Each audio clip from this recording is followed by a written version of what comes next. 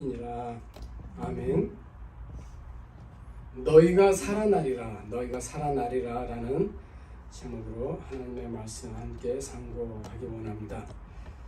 선지자 에스겔에게 하나님께서 보여주신 골짜기의 마른 뼈 환상, 이 사건은 지금의 시대와 우리 자신의 영적 실상을 진단하신 하나님의 영적 진단 소견서라고 할 수 있습니다.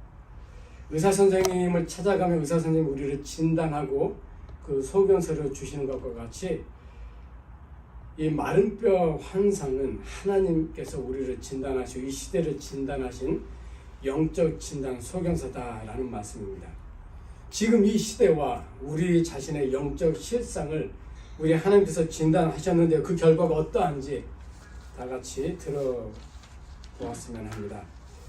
첫 번째, 하나님께서 진단하신 영적 그 소견서의 내용은 영적으로 심히 메말라 있는 이멀전시의 상황의 시대다라는 겁니다. 이 시대가 또 우리 자신이 영적으로 정말로 메말라 있고 그래서 비상 상황이다, 이멀전시다라는 거예요. 오늘 2절의 말씀, 나를 그 뼈 사방으로 지나가게 하시기로 내가 보는데 그 골짜기 지면에 있는 뼈들이 정말 많다, 정말 많은데 바싹 말라버렸다, 아주 말랐다라고 말씀합니다. 하나님의 영의 이끄심을 따라 선지자 에스겔은 환상을 보게 됩니다. 이게 에스겔의 특징인데 정말 많은 환상을 에스겔이 보는데 이 37장에서 이 마른 뼈의 환상을 이렇게 보게 됩니다. 가득하게 골짜기에 이 뼈들이 있는 거예요. 얼마나 많을 뿐만 아니라 또 정말 그게 아주 그렇게 마른 그런 상황이 있었어요. 이게 뭘까? 유다 백성을 하나님께서 이렇게 보여주시는 거예요. 이방 나라 바벨론의 포로로 끌려가서 살고 있는 유다 백성을 하나님께서 선지자 에스겔로 하여금 보게 하신 거예요. 선지자 에스겔은 바벨론 땅에서 선지자 사역을 한 사람입니다. 특별히 골짜기 지면에 뼈가 심이 많고 아주 말랐다라고 하는 이 말씀은 그 유다 백성의 영적인 실상을 아주 단적으로 보여주는 그런 말씀이에요. 영적인 유다 백성의 실상이 어떤가라는 거죠. 말씀 그대로 유다 백성들의 그 영적 심령의 상태는 아주 메말라 있다 라고 하나님의 그런 진단의 결과를 보여주는 거예요. 이건 단지 하나님의 진단 결과만이 아니고 유다 백성 그들도 그렇게 고백을 하고 있어요. 11절 말씀에 보면 우리의 뼈들이 말라버렸다, 우리는 소망이 없어져 버렸다, 우리는 다 멸절되어 버렸다. 그들의 고백이 하나님의 영적 진단 소견서와 너무나 일치합니다. 말라서 소망도 없고 죽음당한 그런 상태다. 영적인 메마름에서 영적인 절망을 지나서 영적인 사망에까지 나아가는 그야말로 비상 상황의 그런 가운데 있는 게 유다 백성의 영적 실상이었다라는 겁니다. 선지자 에스겔로 하여금 하나님께서 이것을 정확하게 보도록 이렇게 보여주신 거예요. 그러면 유다 백성들은 어찌해서 심령이 이렇게 메말라버리는 영적인 비상의 상황, 이 사태까지 오게 됐을까? 그들은 항상 그렇게 생각해요. 하나님께서 우리와 함께 안 하셔서 우리나라 망해버렸고 바벨론에 우리가 포로로 끌려온 거다. 모든 책임과 잘못을 항상 하나님께만 돌려요. 근데 결코 그렇지 않아요. 하나님의 책임이 절대로 아니에요. 이 모든 책임은 다 유다 백성 자기들 잘못이에요. 바벨론에 의해서 유다가 멸망하기 전에 하나님께서 얼마나 선지자들을 보내서 그들로 하여금 회개를 하게 하고 하나님께 돌아오게 그렇게 간절히 바라고 원하셨지 않습니까? 그럴 때마다 그들은 어떤 모습을 보였어요? 하나님의 음성이 들려도 들은 척 많죠? 선지자들의 그런 모습들을 보면서도 본 척 많죠? 내 일 아니다라는 거죠. 나하고는 아무 상관이 없다라는 거죠. 결국은 하나님의 진노의 심판을 받게 되고 만 거잖아요. 다른 누구의 잘못이 아닌 거예요. 유다 백성 그들 자신의 잘못이라는 거죠.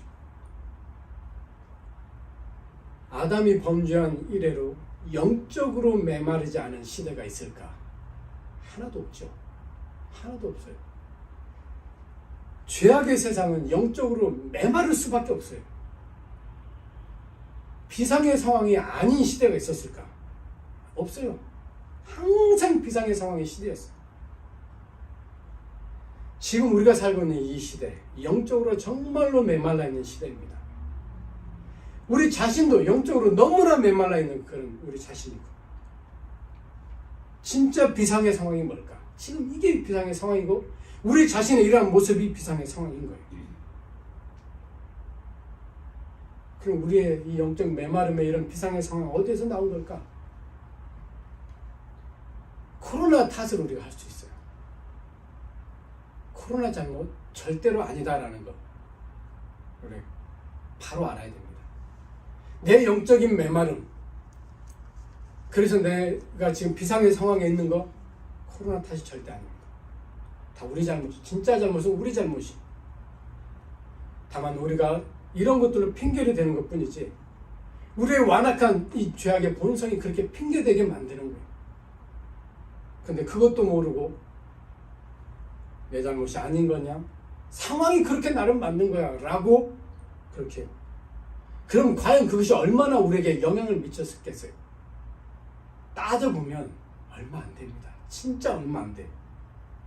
우리가 연약해서 그런 세상의 것들을 통해서 영향을 안 받을 수는 없지만, 그 상황을 그렇게 내 자신이 그렇게 되도록 내버려 둔 것, 마른 심령이 되도록 그렇게 비상의 상황이 되도록 내버려 둔 것, 우리 잘못인 거예요. 그런 상황 속에 더 힘쓰고 더 애써서 지켜나가지 못한 우리의 잘못이다라는 거예요. 힘듦의 상황이고 어려움의 상황이 오면 더 예배에 집중하고, 더 말씀에 집중하고, 더 기도에 집중하지 못한 우리의 책임이다라는 거예요.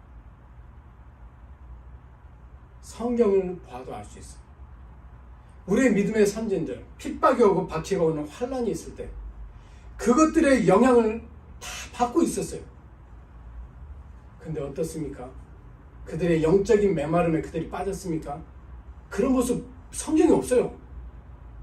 그러지 않도록 그들은 순교를 각오하고 그들은 그 상황과 싸워서 나갔어요. 영적인 메마름의 이 비상의 상황은 우리 스스로가 만든 거예요. 우리 스스로가.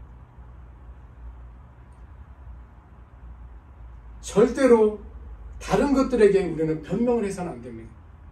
주변의 정세가 이렇고 우리 주위의 환경이 이렇고 어떤 사건이나 사고가 있어서 이런 말 못할 질병에 이런 엄청난 것이 있어서 내가 이렇게 됐다. 그건 핑계에 불과합니다. 그렇게 하나님 앞에 핑계댄다고 하나님이 그거 인정해 주실 것 같아요? 그렇지 않아요. 성경을 봐봐라.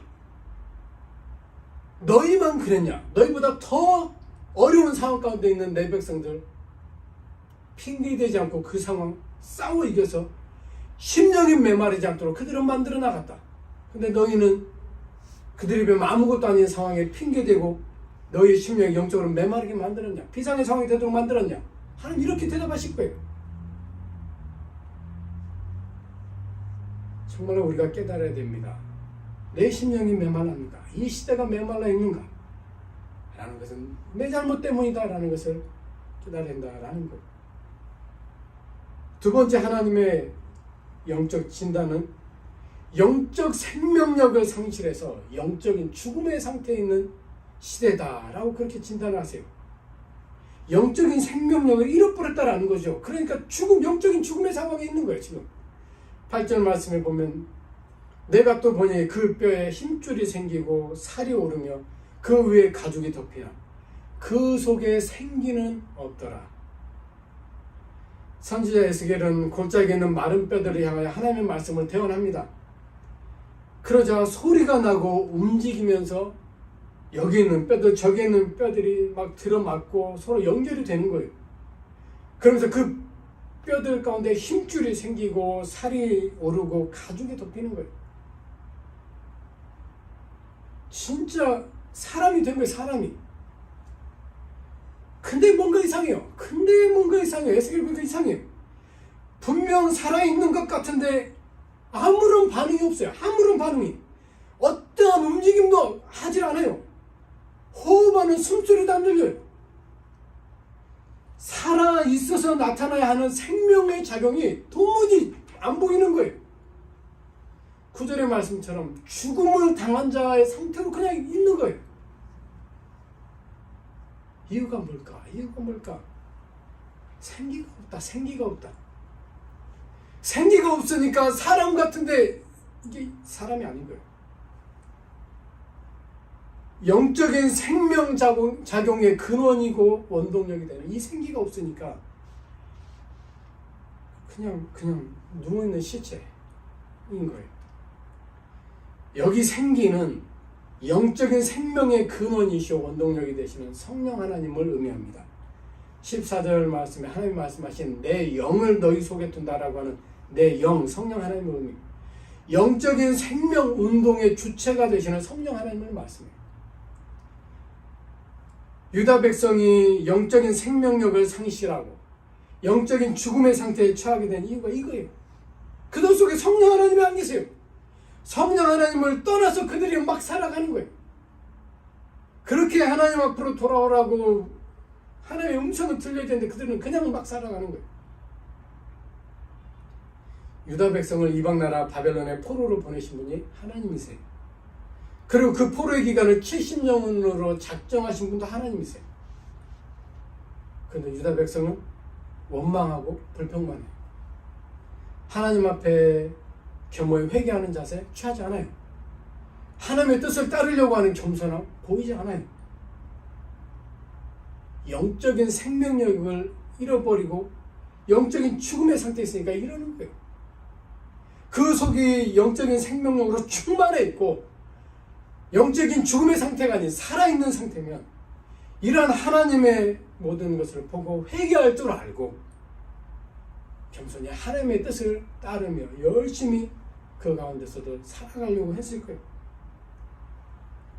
지금 우리가 살고 있는 이 시대에 영적인 생명력을 상실한 영적 죽음의 상태인 그런 시대입니다. 우리 자신도 마찬가지예요. 우리에게 영적인 생명력이 있습니까? 그렇다면 우리는 살아있을 건데 우리 자신을 살펴보면 그렇지 못하다라는 거예요. 분명 지금의 시대는 성령 하나님의 시대예요. 이거는 성경의 말씀과 똑같아요. 오순절날 성령 하나님이 강림하신 이래로 지금까지 성령 하나님의 역사가 멈춘 적은 단 한 번도 없어요. 예수님이 다시 오시는 그날까지 성령 하나님의 시대는 계속됩니다. 그런데 희한한 거는 영적인 생명의 근원이시고 원동력이 되시는 이 성령 하나님 없이 살아가고 있는 시대다라는 거예요. 영적인 생명 운동의 주체가 되시는 성령 하나님을 구하지 않아요. 찾으려고 하지 않아요. 갈구하지 않는다라는 말이에요. 그러고 살아가는 시대예요. 시대적으로나 우리 자신에게나 그러니 영적인 생명력이 있겠습니까? 성령 하나님 없이 살아간다. 성령 하나님을 구하지 않고 살아간다. 영적인 생명력이 그분으로부터 나오는데 구하지 않고 없이 살아간다. 절대로 불가능합니다. 영적인 생명력은 절대로 세상으로 갈 수 없는 거잖아요. 그런데도 우리 자신은 영적인 생명력을 상실하지는 않았는지, 영적인 죽음의 상태에 있지는 않은지 우리 자신을 살피려고 하거나 점검하려고 하거나 진단해 보려고 하는 아무런 그것도 같지는 않습니다. 영적인 생명력을 나는 가지고 있어.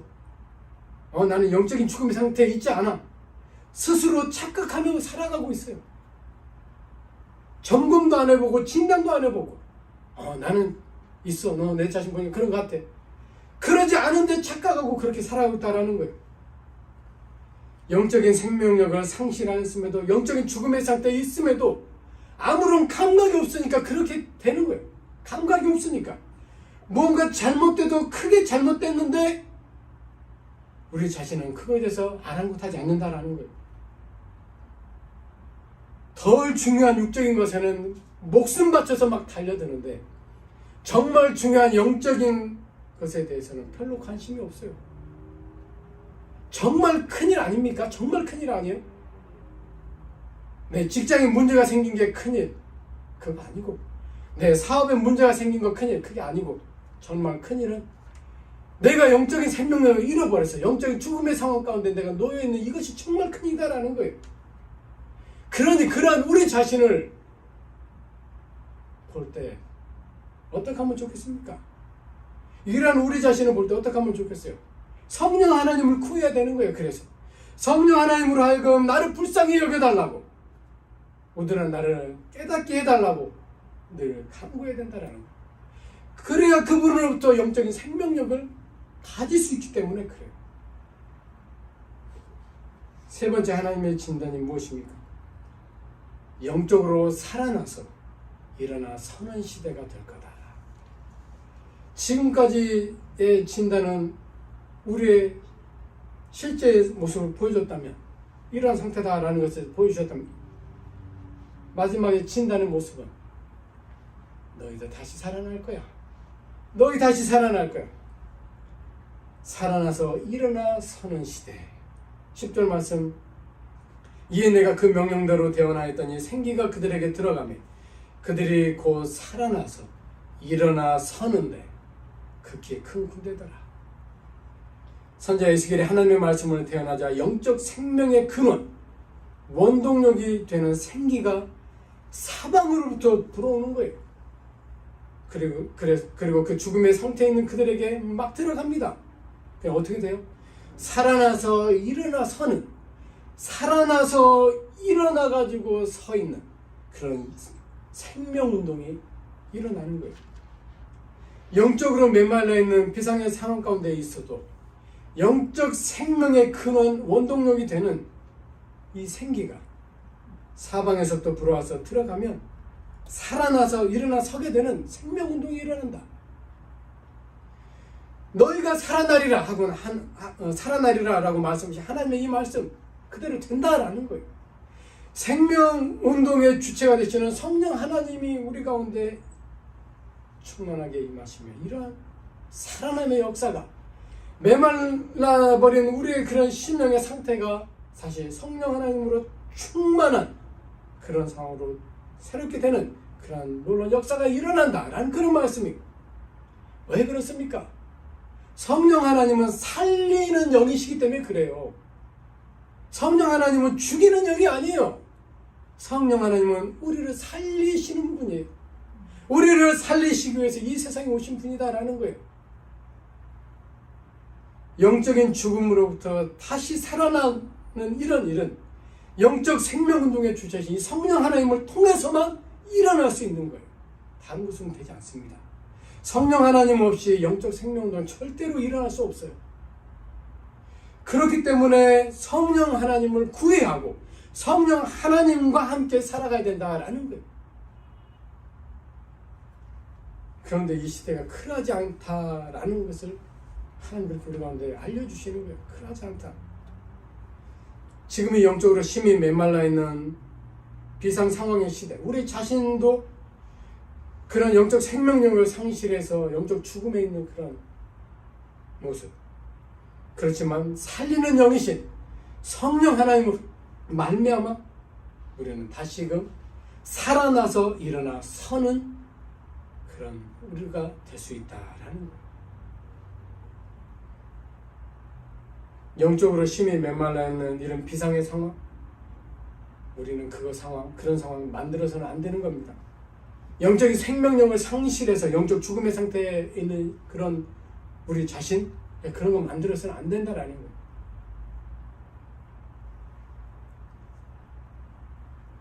성령 하나님께서 영적인 생명운동을 일으키심으로 살아나서 일어나 서는 그러한 그러한 이 시대를 우리는 만들어 나가야 한다라는 것입니다. 성령 하나님께서 그렇게 역사하신 때 이러한 살아나서 일어나 서게 되는 그런 놀라운 역사들이 나타나기 때문에 그렇습니다. 그러므로 반드시 우리는 꼭 성령 하나님의 그런 역사하심을 늘 우리는 소망하고 늘 간구해야 된다라는 않는 것입니다. 살아나서 일어나 서게 되는 성령 안에 그런 영적인 생명운동으로 살아나서 일어나 서서 하나님을 영광스럽게 찬송하고 높여드리는 우리 모두가 되시기를 예수님의 이름으로 축원합니다.